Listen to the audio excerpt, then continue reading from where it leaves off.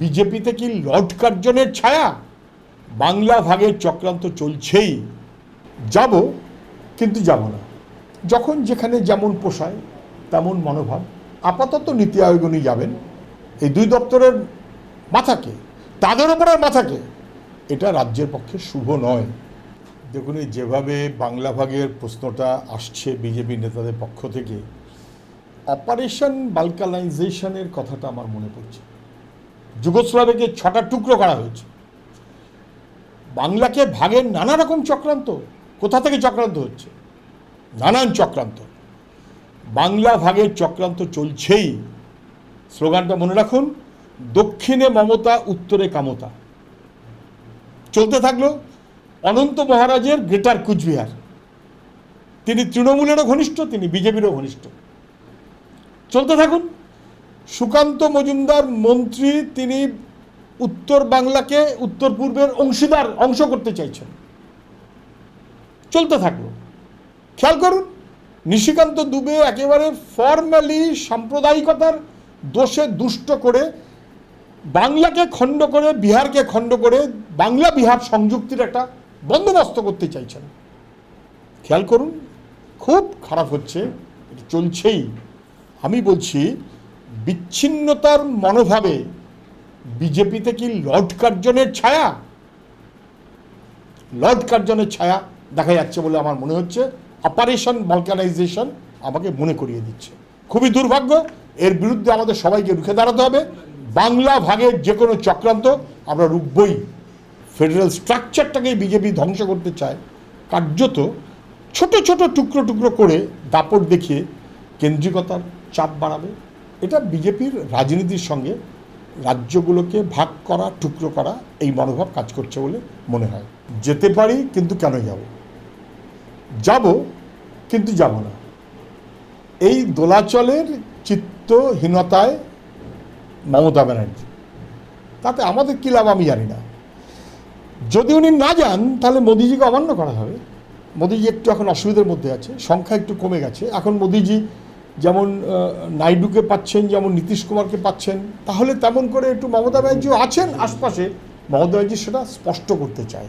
ফলে মোদিজিকে অমান্য করা হোক, এটা উনি চান না। আবার যদি যান তাহলে ইন্ডিয়া শরিকদের কাছে দ্বিচারিতা ধরা পড়ে যাবে। অন প্রোটেস্ট বাকিরা সবাই মিলে ঠিক করলেন নীতি আয়োগের বৈঠকে যাবেন না। আর ঠিক সেই সময়তে নীতি আয়োগের বৈঠকে কখনো যাননি যে মমতা, তিনি ঠিক করলেন তিনি নাকি অন প্রোটেস্ট নীতি আয়োগের বৈঠকে যাবেন। এটা না বোঝার কোনো কারণ নেই। এখানে মমতার হাজিরা আসলে কোনো না কোনোভাবে মোদিজির কাছে একটা সদর্থক বার্তা দেওয়ার জন্য, যে আমিও কিন্তু সাইডে সাইডে আছি, বিপদে পড়লে আমি আছি। এটা রাজ্যের স্বার্থের ব্যাপার নয়, রাজ্য ভাগের বিরোধিতা করার জন্যও নয়। কারণ রাজ্য ভাগের বিরোধিতার গল্পটা এসছে গতকাল থেকে, আর উনি যাবেন ঠিক করেছেন 5 দিন 6 দিন আগে।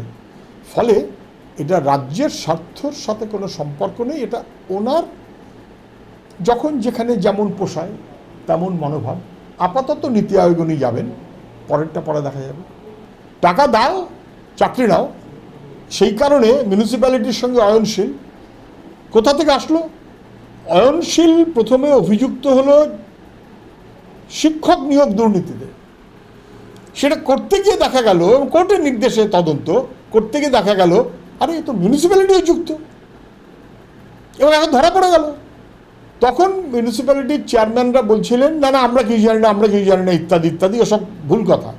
তো এতগুলো মিউনিসিপ্যালিটির চেয়ারম্যান যখন যুক্ত হয়ে যান বা মিউনিসিপ্যালিটি যখন যুক্ত হয়ে যায়, তখন মিউনিসিপ্যালিটির দপ্তর তার দায়িত্বকে অস্বীকার করতে পারে?